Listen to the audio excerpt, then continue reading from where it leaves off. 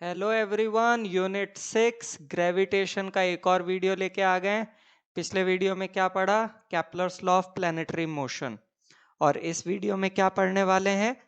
Universal law of gravitation, superposition principle for gravitational forces and shell theorem.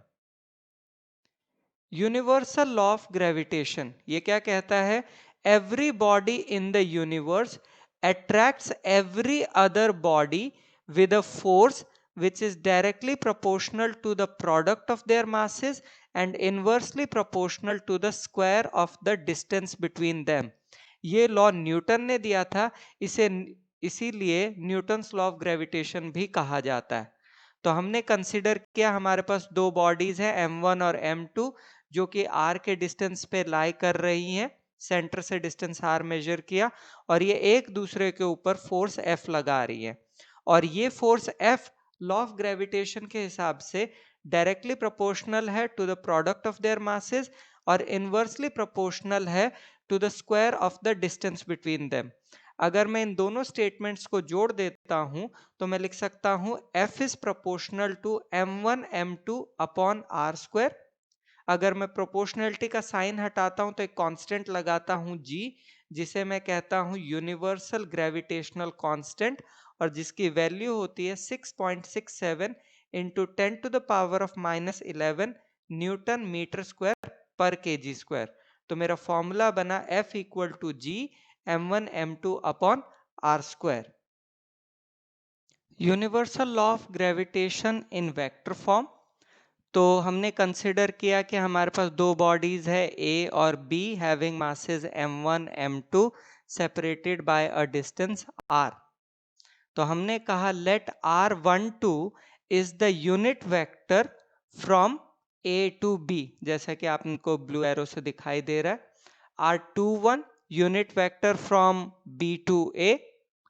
ठीक है। F12 gravitational force exerted on A due to B। तो ये हो गई F12। अब ये एरो इस साइड क्यों है? क्योंकि ये A वाली बॉडी B की तरफ अट्रैक्ट हो रही है, इसीलिए। F21 gravitational force exerted on B due to A, ये हो गई। ठीक है। अच्छा, gravitational force exerted on A due to B वो कितनी होगी? वो होगी F12 is equal to minus of G m1 m2 upon r square into r21 unit vector हो गया ये मेरा। अब माइनस साइन क्या बता रहा है? कि ये अट्रैक्टिव है। ठीक है। नेगेटिव साइन बताता है कि F12 की डायरेक्शन R21 की डायरेक्शन के ऑपोजिट है, यानी कि ग्रेविटेशनल फोर्स जो है वो अट्रैक्टिव होती है नेचर में। इसके कारण क्या हो रहा है कि m1 जो है वो m2 की तरफ अट्रैक्टेड है। Similarly gravitational force on B due to A वो निकलेगी F21 is equal to minus of G m1 m2 upon r square and unit vector r12। ठीक है। अब r12 और r21 एक दूसरे के ऑपोजिट है, इसलिए r12 unit vector is equal to minus of r21। तो हम लिख सकते हैं F21 is equals to minus of F12। इससे कंक्लूजन क्या निकलता है कि gravitational force acting between two particles form action reaction pair, यानी कि ये एक्शन हुआ तो ये रिएक्शन हो गया। F12 और F21 जो है वो एक दूसरे के सेंटर्स यानी कि A और B के सेंटर्स की तरफ डायरेक्टेड है। इससे पता लगता है कि ग्रेविटेशनल फोर्स जो है वो सेंट्रल फोर्स है। Superposition principle for gravitational forces. तो यूनिवर्सल लॉ ऑफ ग्रेविटेशन जो है वो पॉइंट मासेस के लिए था, लेकिन हम जो डेली लाइफ में ऑब्जेक्ट्स देखते हैं उनका फाइनाइट साइज होता है, यानी कि पॉइंट मास नहीं होते हैं। ठीक है। अगर मेरे पास काफी सारे पॉइंट मासेस होंगे तो अगर मुझे उसमें किसी एक पे फोर्स निकालनी है, वो क्या होगा? बाकी सब की जो ग्रेविटेशनल फोर्सेस होंगी जो अलग अलग मासेस से उसके ऊपर लग रही है उनका वेक्टर सम होगा। ठीक है। एग्जाम्पल के लिए हमने कहा ये m1 है, इस पे m2 m3 और m4 से फोर्सेस लग रही हैं। ठीक है। तो gravitational force exerted on m1 due to m2, वो कितनी निकलेगी, F12 is equals to minus of G m1 m2 upon r21 square और r21 यूनिट वेक्टर। ठीक है, तो ये हम पहले भी देख चुके हैं कि डायरेक्शन ऑपोजिट होगी F12 और R21 की। ठीक है, अच्छा, सिमिलरली आपका ये R31 होगा और R41 होगा। ठीक है, gravitational force exerted on M1 because of M3, वो निकलेगी F13 is equal to minus of G M1 M3 upon R31 square unit vector R31। ठीक है, gravitational force exerted on M1 because of M4, वो निकलेगी F14 is equal to minus of G M1 M2 upon R41 square unit vector R41। ठीक है, total gravitational force निकालनी है तो सबको ऐड कर देते हैं, सबकी वैल्यूज रखी और हमारे पास आ गया F1 is equals to minus of G bracket के अंदर m1 m2 upon r21 square unit vector r21 plus m1 m3 upon r31 square unit vector r31 plus m1 m4 upon r41 square unit vector r41। इसको अगर आप चाहें तो इसको आप दूसरे तरीके से भी m1 को कॉमन भी निकाल सकते हैं इसमें। ठीक है, चलिए, नेगेटिव साइन क्या बता रहा है, अट्रैक्शन होता है और न्यूमेरिकल्स के लिए हम नेगेटिव साइन को यूज नहीं करते हैं। चलिए, यूनिवर्सल ग्रेविटेशनल कांस्टेंट की वैल्यू निकालेंगे, ये सिर्फ नॉलेज के लिए यानी कि एग्जामिनेशन में नहीं पूछा जाता है। तो ये डायग्राम हो गया, इसमें आप देखो आपके पास ये एक बार है ए बी जिसकी लेंथ हमने कैपिटल एल कही हुई है। इस बार को आपने एक रिजिड सपोर्ट से टांगा हुआ है with the help of a thin wire. इसके दोनों एंड्स पे आपने स्मॉल लेड स्फीयर लगाए हुए हैं जिनका मास m है और ये जो S1 और S2 है ये आपके लार्ज लेड स्फीयर्स हैं जिनका मास कैपिटल M है। लार्ज लेड स्फीयर और स्मॉल लेड स्फीयर के सेंटर्स के बीच का डिस्टेंस वो हो गया स्मॉल d और ये लार्ज वाले लेड स्फीयर जो हैं इनको स्मॉल वालों के नजदीक लेके जाते हैं, ये इस तरह से, ये वाला इधर आएगा। ठीक है, तो ये बिग वाला स्फीयर जो करेगा वो स्मॉल वाले को अट्रैक्ट करेगा by equal and opposite force. ठीक है, तो F is equal to G capital M small m upon D square, ये होगा इक्वेशन नंबर 1। ठीक है, इससे होगा टॉर्क क्रिएट, क्योंकि ये इस तरफ ये इस तरफ तो टॉर्क क्रिएट हो रहा है। ठीक है, टॉर्क आपका होता है फोर्स इनटू परपेंडिकुलर डिस्टेंस। अब फोर्स हमारी हो गई 2F क्योंकि F यहाँ की 2F और डिस्टेंस हो परपेंडिकुलर डिस्टेंस हो गया L/2, इसीलिए 2F इंटू L/2 उससे कितना निकला FL। ठीक है, F की वैल्यू रख दी तो हमारे पास आ गया G capital M small m L upon D square, इसे हमने इक्वेशन नंबर 2 कहा। ठीक है, इस टॉर्क के कारण क्या होगा, ये जो आपका वायर है सस्पेंडेड वायर ये ट्विस्ट करेगा और इसके अंदर रिस्टोरिंग टॉर्क सेटअप होगी। ठीक है, रिस्टोरिंग टॉर्क का फॉर्मूला होता है टाउ इज इक्वल टू के थीटा, थीटा जिस एंगल पे उसने ट्विस्ट किया था। ठीक है, के टॉर्सनल कांस्टेंट होता है।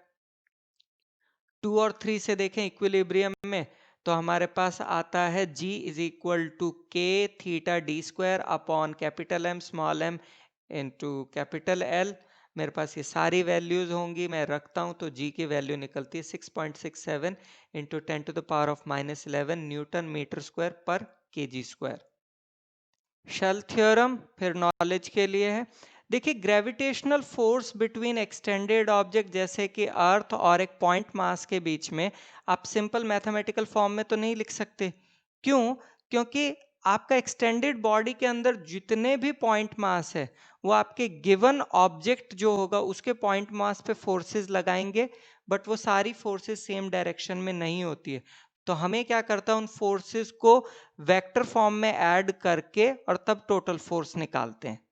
ठीक है, इसको हम एक बेटर तरीके से कर सकते हैं यानी कि शेल थ्योरम से, जिसका पहला लॉ ये कहता है कि अगर आपके पास एक हॉलो स्फेरिकल शेल है यूनिफॉर्म डेंसिटी की और एक पॉइंट मास है तो इन दोनों के बीच में जो फोर्स ऑफ अट्रैक्शन है वो ऐसे होगा कि इस शेल का पूरा मास इसके सेंटर पे कॉन्सेंट्रेटेड होगा। ये क्यों होता है? देखिए, ग्रेविटेशनल फोर्स जो है इस शेल के अंदर, उसके क्या अलग अलग जोन्स, अलग अलग रीजन्स होंगे। वो क्या होता है, उसके दो कंपोनेंट्स होंगे, एक अलोंग द लाइन होगा, एक परपेंडिकुलर वाला होगा। अभी परपेंडिकुलर वाले तो कैंसिल आउट कर जाएंगे, अलोंग वाले रह जाएंगे, तो इसीलिए हमें ऐसा लगता है कि वो सारा सेंटर पे कॉन्सेंट्रेटेड है।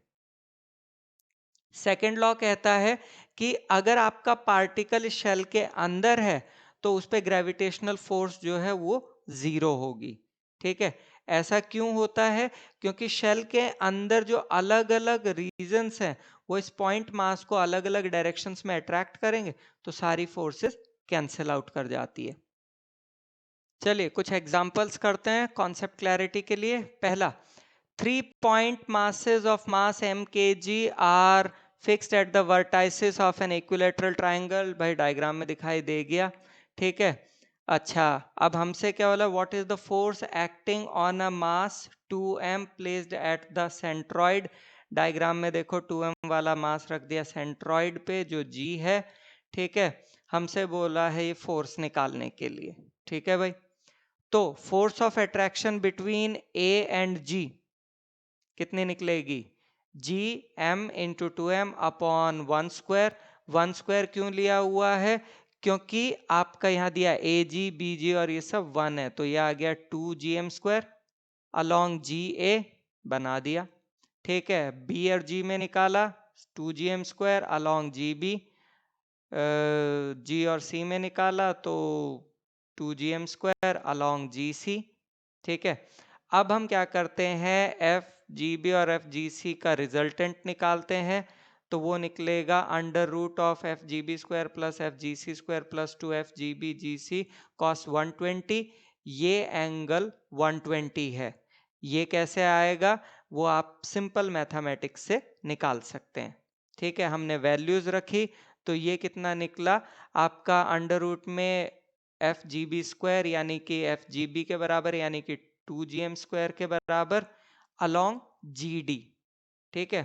अब यहां देखो एफ जी ए और एफ जी डी जो है मैग्नीट्यूड सेम है, पॉइंट जी पे दोनों एक्ट कर रहे हैं लेकिन ऑपोजिट डायरेक्शन में, तो टोटल फोर्स जीरो निकलेगी। तो ए पार्ट का आंसर आ गया जीरो। इसी को कंटिन्यू बी पार्ट के लिए कंटिन्यू कर रहे हैं। बी पार्ट के लिए हमें निकालना है what is the force if the mass at the vertex A is double, यानी कि यहां डबल किया गया। चलो कर दिया भाई डबल, ठीक है। तो न्यू फोर्स कितनी निकली ए और जी के बीच में? ये निकली 4 GM स्क्वायर अलॉन्ग जी ए, ये निकल गई। बी और जी के बीच में तो वही रहेगी 2 GM square along G B. C और जी के बीच में again 2 GM square along G C. उसका रिजल्टेंट निकाला, वो कितना निकलेगा 2 GM square along G D. अच्छा, अब यहाँ पे एफ जी डैश है और एफ जी डी सेम नहीं है, तो भाई क्या करेंगे, सब्ट्रैक्ट कर लो। इससे कितना निकलता है 2 GM स्क्वायर और it will be along G ए।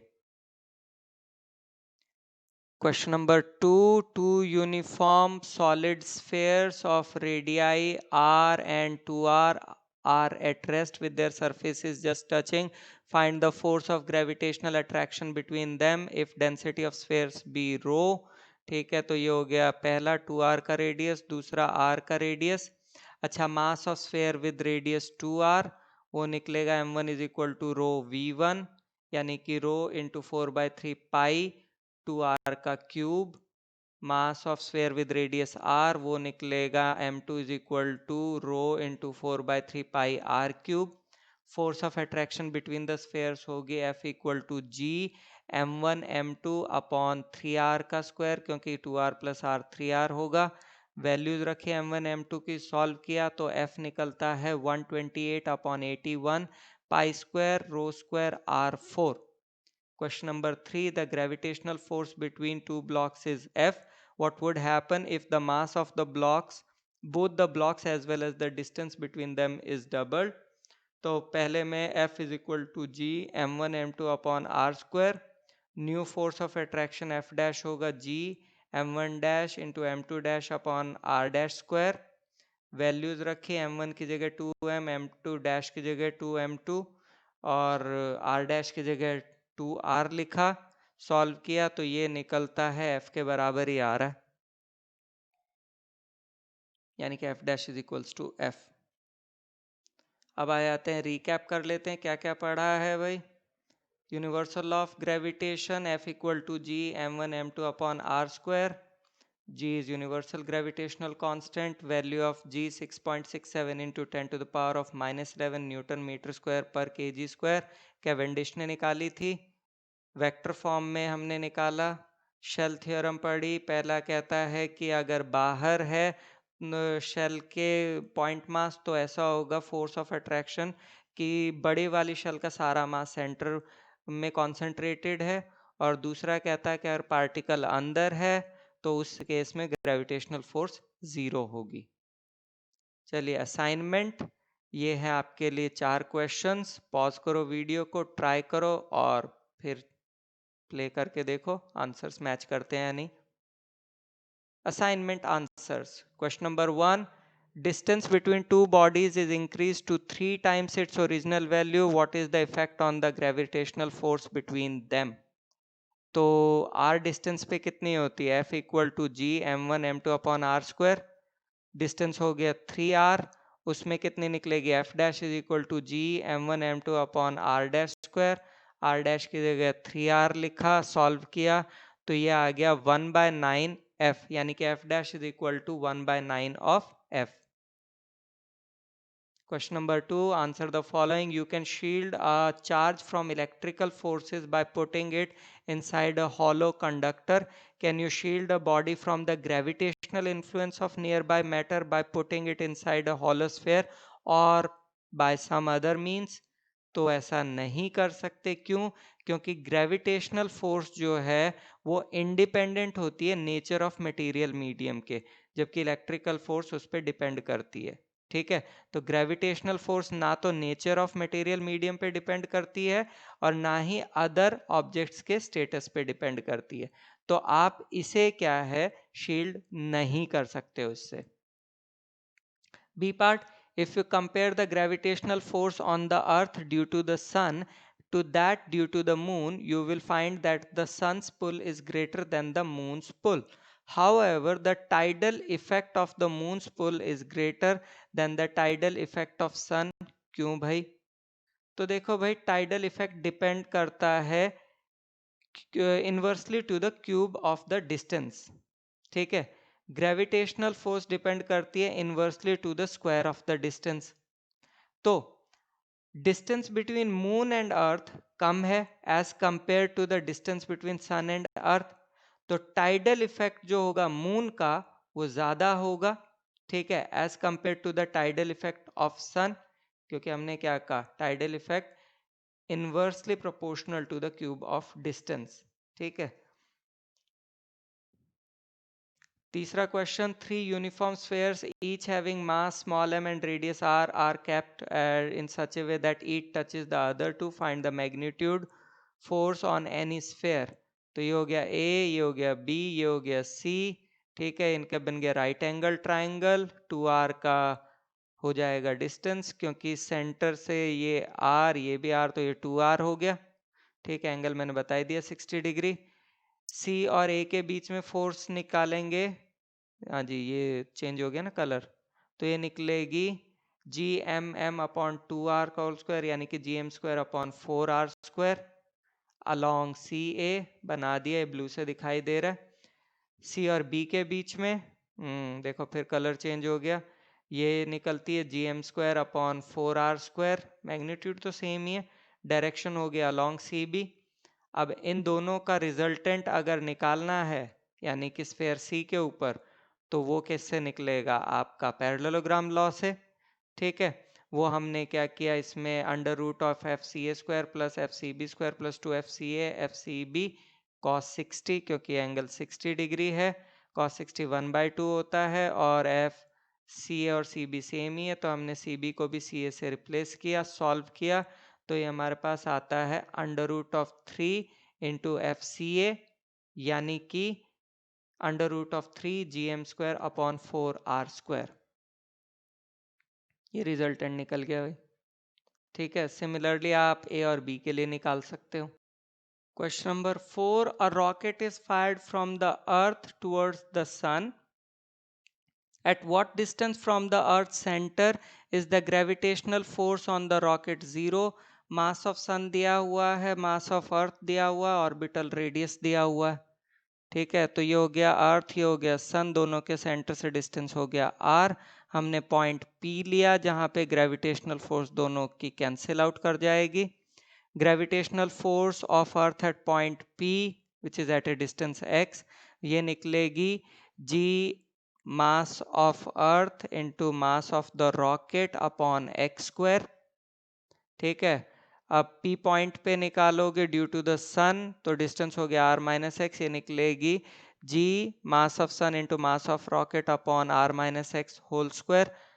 अब आप ये देख ही रहे हो कि ये दोनों फोर्स कैंसिल आउट कर जाएंगी, तभी तो हम कह रहे ग्रेविटेशनल फोर्स जीरो होगी। तो दोनों को इक्वेट किया, वैल्यूज रखी, सॉल्व किया, इससे हमारे पास x निकलता है 2.59 इंटू 10⁸ मीटर्स। एक्नॉलेजमेंट गूगल, बिंग, सबका धन्यवाद इमेजेस और बाकी चीज़ों के लिए। And do watch the next video which is on acceleration due to gravity. Thank you so much.